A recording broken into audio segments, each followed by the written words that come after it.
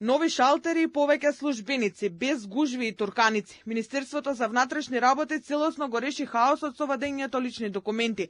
Нема нервози со часови стоење и чекање за сликање. Отворени реновираните канцеларии на 1300 метри квадратни, а до октомври се очекува комплетно обновување на целиот простор во зградите на МТВ.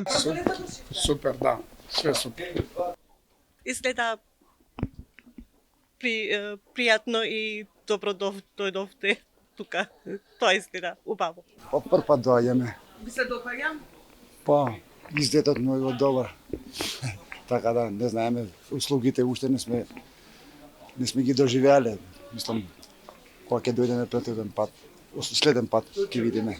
Според министерот Панча Тошковски, МВР освен што го среди хаосот со издавањето на лични документи, се стреми кон дигитализација и подобри услови. Во 6 општини отворивме такви служби, за да ги растеретиме од една страна поголемите градови, а од друга страна да може да е поблиску до граѓаните услугата во рамки на својата општина.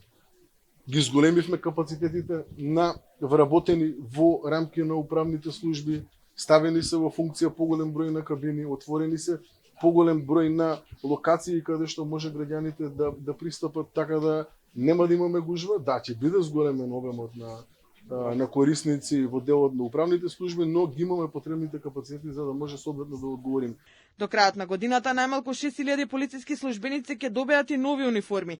Според Тошковски, во јавност имало неуспешен обид за да се девалвира процесот за набавка на униформи, но како што вели, вистината е поинаква.